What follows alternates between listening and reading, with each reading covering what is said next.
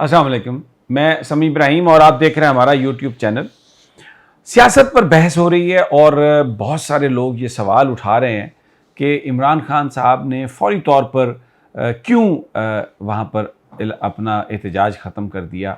उनको थोड़ी देर बैठना चाहिए था। बहुत सारे लोग ये कहते हैं इतना चार्ज क्राउड था, इन लोगों पर तो आप एतबार कर नहीं सकते, ये फिर कहीं ट्रक की बत्ती के पीछे ना लगा दें।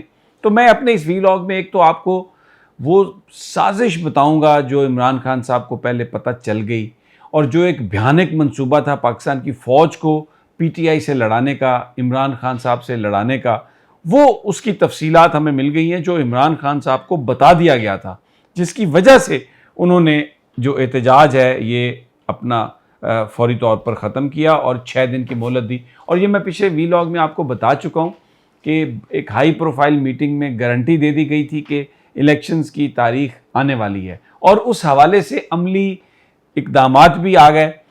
शहबाज शरीफ ने कौमी असम्बली में वैसे तो बड़ी बढ़ के मारी, लेकिन बीच में एक फ़िक्रा बोल दिया कि हम एक कमेटी बनाने के लिए तैयार हैं इलेक्शन के लिए। असद उमर साहब ने कहा कि बिल्कुल हम भी बात करने के लिए तैयार हैं, खान साहब, शहबाज साहब आप कमेटी बना दें ताकि हम उस पर बात कर सकें। दूसरी जानब जो मुस्लिम लीग नून के अंदर से अब ये ख़बरें आना शुरू हो गई हैं कि अक्सरियत ने यह कह दिया है कि फ़ौरी तौर पर आप इंतखाब कराएं, चीज़ों की कीमतें ना बढ़ाएं, उसकी बड़ी पॉलिटिकल कॉस्ट होगी। और फिर जो बलूचिस्तान की सिचुएशन है उसने एक बड़ा अजीब टर्न लिया है। बलूचिस्तान अवामी पार्टी, 4 उनके अरकान हैं कौमी असम्बली के, उन्होंने ये कह दिया है कि जनाब हम तो इस हुकूमत की सपोर्ट इसलिए की थी शहबाज शरीफ की कि अब्दुल कद्दूस बजंजो के ख़िलाफ़ अदम एतमाद में पीडीएम हमें वोट देगी और आज वहाँ पर अदम एतमाद नहीं हो सकी, तो जो बाप है बलूचिस्तान अवामी पार्टी वो अलहदा होने का सोच रही है।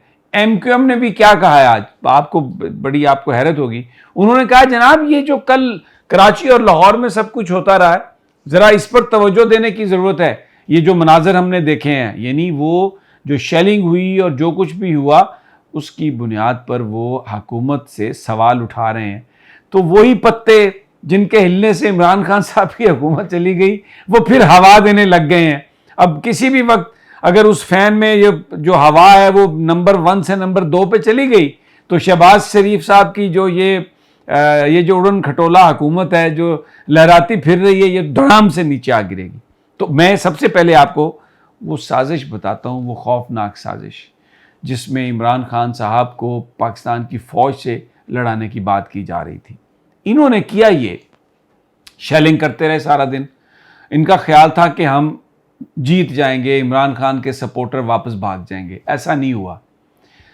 और जब ये इमरान खान के लोग डी चौक पर पहुंचना शुरू हो गए तो एक तो नोटिफिकेशन पहले आया हुआ था कि जो रेड जोन है वो सारी जो उसकी बिल्डिंग्स हैं उसकी हिफाजत का जिम्मा पाकिस्तानी फ़ौज दे दिया गया उनको। लेकिन जब इन्होंने बहुत ज़्यादा शेलिंग की एक मंसूबे के तहत कि लोगों को गुस्सा आए, वहाँ पर ख़वातीन थीं, बच्चे थे, बूढ़े थे, यंग आदमी भी थे, एक हज़ारों की तादाद में लोग थे। इन्होंने इतनी शेलिंग की कि लोग शदीद गुस्से में आए और आके रिएक्ट करें।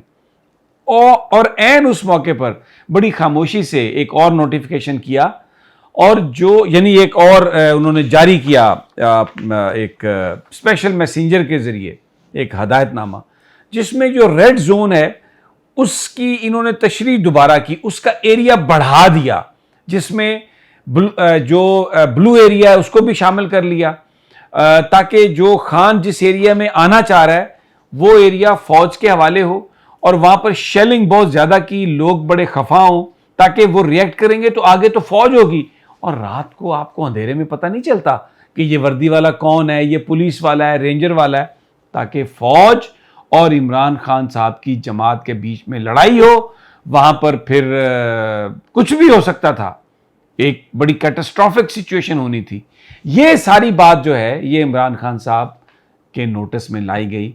कुछ दोस्तों ने, जो आपको पता है इदारों में, महकमों में दोस्त होते हैं, उन्होंने ये जो सारा नोटिफिकेशन था ये इसकी कॉपीज़ निकाली और फौरी तौर पर इमरान खान साहब को, तहरीक इंसाफ के अकाबरीन को बताया कि मंसूबा बना लिया गया। और फिर उसमें देखिए, मैं आपको बताऊं, मैंने ये पिछली वीडियो में भी जिक्र किया था कि कराची में जिस तरीके से वैन को आग लगाया गया, लाहौर में ये हो रहा था कि जो मुजाहिरीन थे जो प्रोटेस्टर थे तहरीक इंसाफ के, ये जो पुलिस के लोग थे या ये जो गुल्लू भट्ट थे, ये तहरीक इंसाफ के झंडे लेके तो ये घुस गए प्रोटेस्टर्स में और उनको इंटाइस करके लेके आते थे और आके पुलिस को उनको गिरफ्तार करवाते थे। ये नजर आ रहा था। तो यहां पर भी वर्दियों में लोग मौजूद हो सकते थे और वो आके मुजाहिरीन के साथ इस तरह का बर्ताव करते या इस तरह की वहां पर सिचुएशन होती कि खुदा ना खास्ता, अल्लाह ना करे कोई ऐसा वाकया हो जाता जिसमें कोई जान चली जाती, तो उसका इल्ज़ाम या पीटीआई पर लगता या पाकिस्तान की फौज पर। तो ये एक इतनी भयानक साजिश इन्होंने तैयार की। लेकिन फौज का और अवाम का मैंने अपने पिछले वीलॉग में भी आपको बताया, एक बड़ा स्ट्रांग रिश्ता है। ये कभी हो नहीं सकता कि पाकिस्तानी अवाम अपनी फौज के खिलाफ हो या पाकिस्तानी फौज कभी अपनी अवाम पर गोली चलाए। ये ऐसा हो नहीं सकता। 77 में ये सब लोगों ने देखा कि उस वक्त सर्विंग ब्रिगेडियर्स जो थे उन्होंने पाकिस्तानी अवाम पर गोली चलाने से इनकार कर दिया था। तो ये इमरान खान साहब को इस साजिश का जब पता चला तो उन्होंने अपना खिताब पहले ख़त्म किया। और फिर दूसरी वजह मैं आपको बता चुका हूँ कि वो हाई प्रोफाइल मीटिंग हुई और उसके बाद उनको ये पता था कि अब इलेक्शन डेट जो है उसकी अनाउंसमेंट होने वाली है।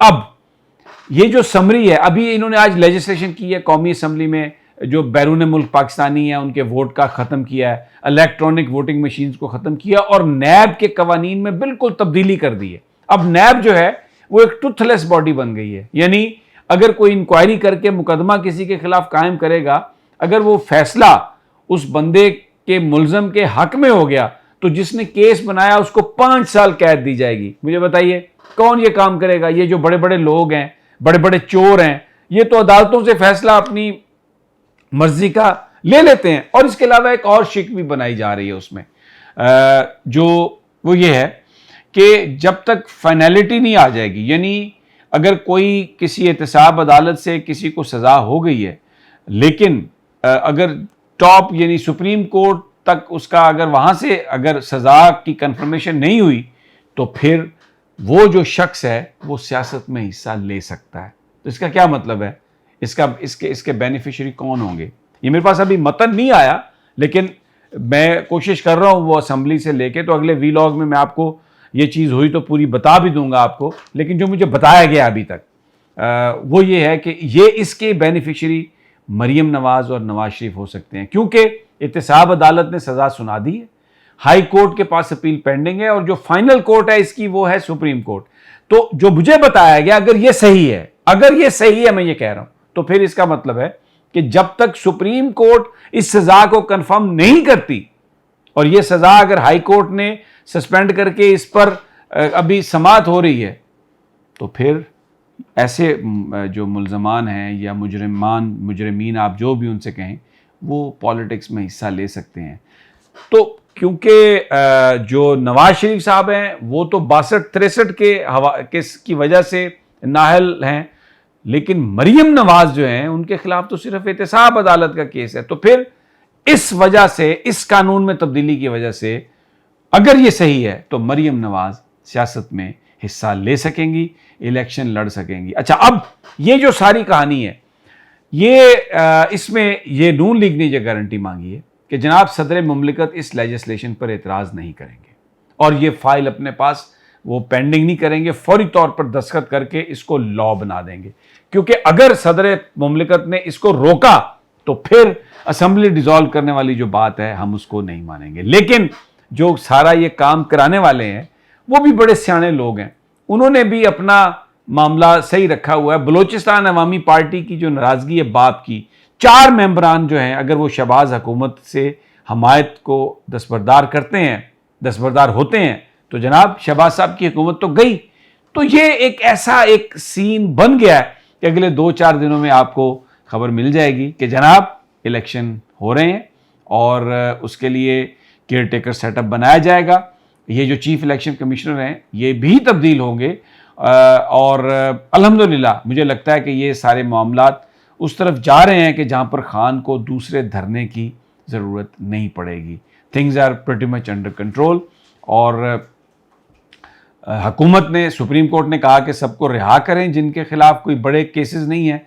तो हुकूमत ने क्या किया है जनाब, पर्चे दर्ज करना शुरू कर दिए हैं। इमरान खान साहब पर भी पर्चा दर्ज कर दिया है कि जनाब वो उन्होंने इंटाइस किया लोगों को और एक मेट्रो स्टेशन को आग लगाई गई। हकीकत ये है कि किसी भी मेट्रो स्टेशन को आग नहीं लगाई गई। वो जो शोले थे वो शायद दरख्तों को आग लगी थी, मेट्रो स्टेशन को आग नहीं लगाई गई। पर अगली वीडियो तक इजाज़त दीजिए, इंशाल्लाह जल्द मुलाकात होती है। अल्लाह निगहबान।